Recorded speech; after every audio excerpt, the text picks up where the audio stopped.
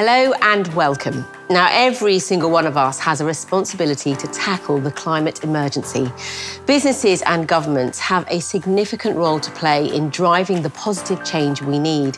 And as they look to make that change happen, they may find answers in some unexpected places. We're talking today about what businesses can learn from space and why the space race may provide important lessons for the race to net zero.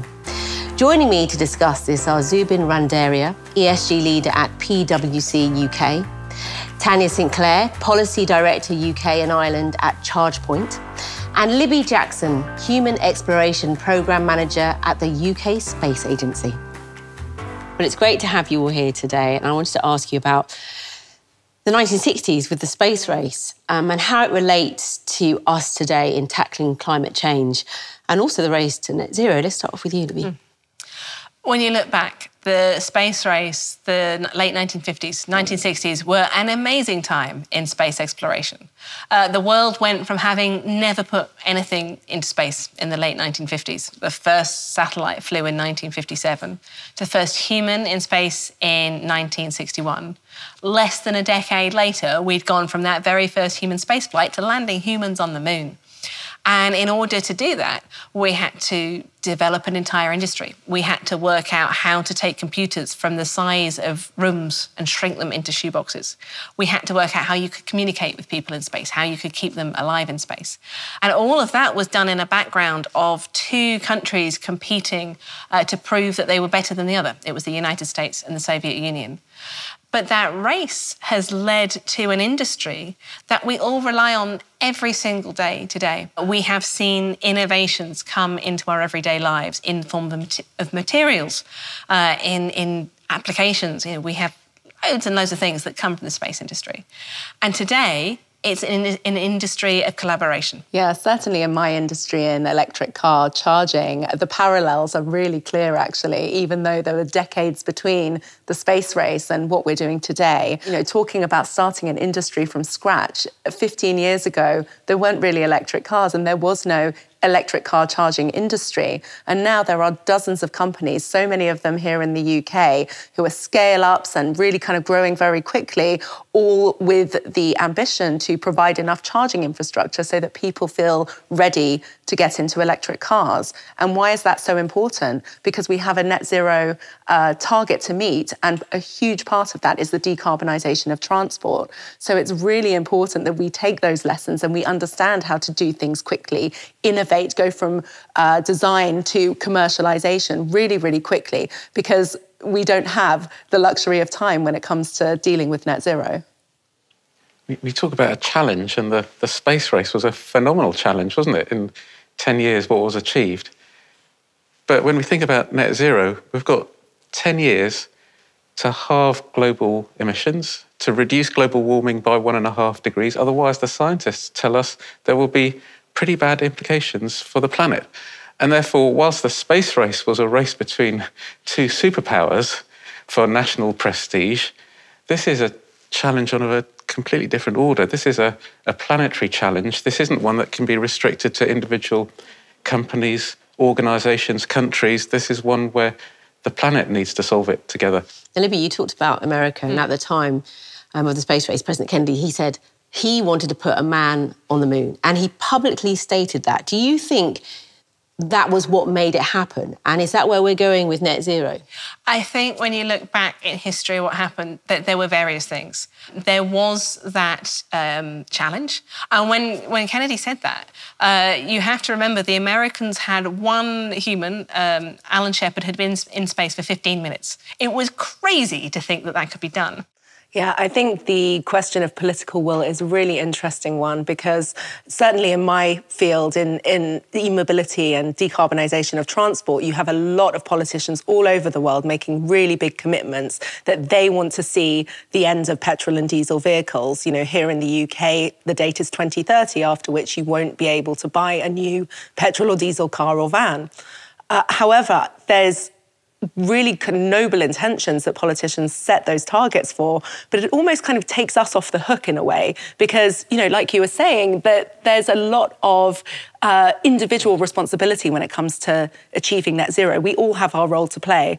And so politicians can set targets, but we all have to be collectively part of the effort to meet them. The key thing is to follow through and execute on those commitments. And not all of the solutions are there. There needs to be further innovations, for example, to deliver on what needs to happen, which we don't know today, a bit like when Kennedy made that statement. Necessity is the mother of invention. We saw it then, we've seen it now, and we will see it with the race to net zero if everybody comes together.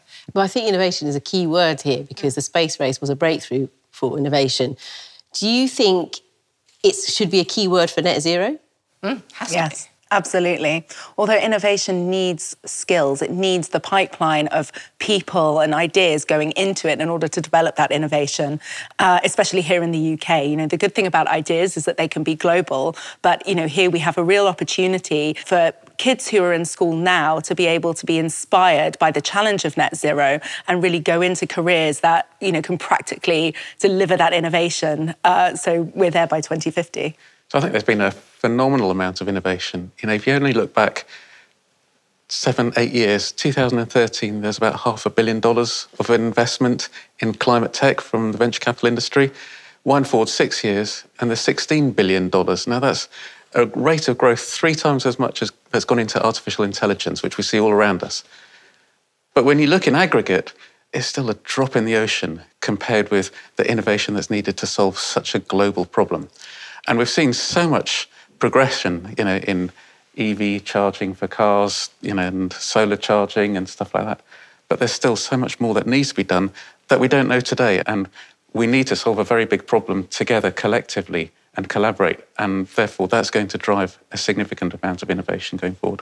So I suppose it's about greater collaboration and communication between both sides. I think this is one area where business can really learn from not just space, but science.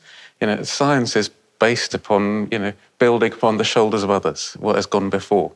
And for business, by and large, it's a tendency to compete, to do things proprietary, to keep things to yourself, to create value for your own organisation, for your own shareholders. Here is a problem which can only be solved if organisations, governments, non-governmental organisations collaborate to solve a planetary problem. This isn't a shareholder problem or a company problem. And therefore, this is one thing where this will only get solved through collaboration. Yeah, I agree with that. But there's also a really interesting other angle to that, which is that competition also can accelerate the pace of change. So you see it in the car industry at the moment. A lot of car companies, really driven by Tesla at the forefront, are in a race competing with one another to deliver electric cars and vans and trucks as quickly as possible. And that competition is really helping move our market forward, I think, more quickly than it otherwise would have. But yes, there's also examples of collaboration going on in that space because a lot of those companies are working together in a way they've never done before, whether it's on battery technology or software, to actually bring those cars that might have different badges on them, but actually have the same technology underneath. I bet that goes back to what you were saying about Russia and America. I was about to say, you bring it together now that the whole space industry grew, and the technology that we have grew out of the Second World War. The rockets that we all rely on to put all these satellites and spacecraft in space, that we all rely on every single day, that technology came out of the Second World War. You then had the Cold War and America and the Soviet Union, racing each other to get to the moon. But after that, they came together, they opened up to the rest of the world, and we built the International Space Station. And that has been a collaboration of America, Canada, Russia, Japan, countries across Europe, today including the UK, working together to build this amazing, unique laboratory. So where does all this investment come from? How do we pay for this? It's a really interesting question because there is a significant amount of capital around the world that is looking for a home. And as we think about the shift in capital as investors, big pension funds, insurance companies, sovereign wealth funds are looking to deploy their capital into a home. Increasingly, they're looking for clean, responsible, well-run companies. And we see that's the opportunity. If you can organise your business so that you can demonstrate how clean it is, then you're going to attract capital. It's interesting, just in the UK, there's long-term investors who invest in infrastructure. And the UK needs about 40 billion a year invested in low-carbon digital infrastructure. About half of that is accessible to pension funds, people who are very patient, who can invest for the long term. But half of that is high-risk stuff. The big challenge then is to de-risk that investment, to develop it out of the lab, commercialise it and take it into what we see in, for example, electric vehicles today rather than 15 years ago. Then it's available to be investable by long-term capital. Yeah, in the electric vehicle sector, the assumption is that governments have to seed or at least start to fund the sector in order to make it sustainable.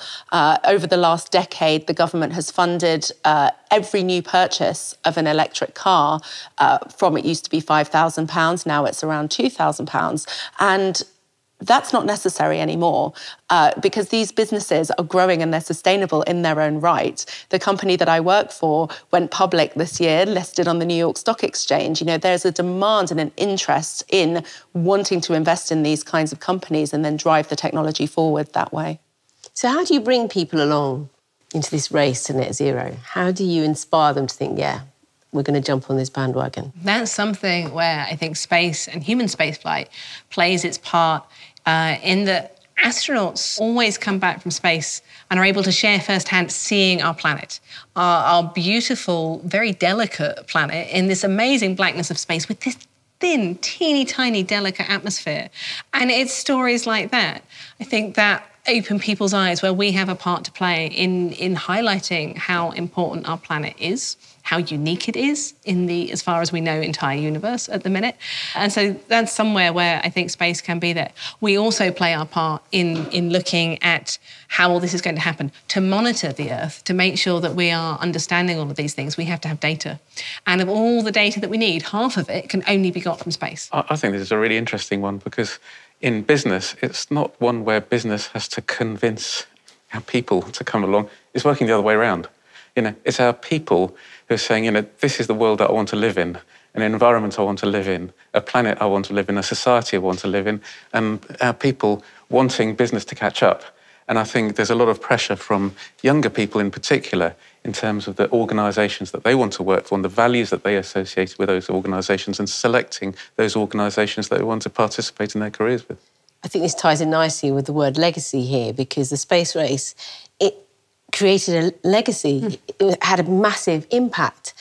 Do you think there's going to be a huge legacy with net zero for our children? It's our job to leave a planet that is fit for our children. And we have a very, very short space of time. It feels like a long time. People talk about 2050. 2050 is going to be with us quite soon. We've got 10 years to halve global emissions. And 10 years was the time which we're amazed that we sent a man to the moon. I think that if we can talk to our next generation about net zero being a problem of the present, even though we've set ourselves a nice, convenient, faraway target, then it's really something that kind of will help the next generation want to solve a problem, because it's a problem of today and it's a problem that will be in our lifetimes, but very much part of theirs as well. Well, this has been a brilliant and wide-ranging conversation, and I've enjoyed every minute of it. I really want to thank our panellists for taking part and sharing so much insight into a topic that will shape all of our lives in the years to come. I hope you've enjoyed watching. This has been one of a series of 5 episodes, all exploring how the biggest challenges facing business will be better solved together.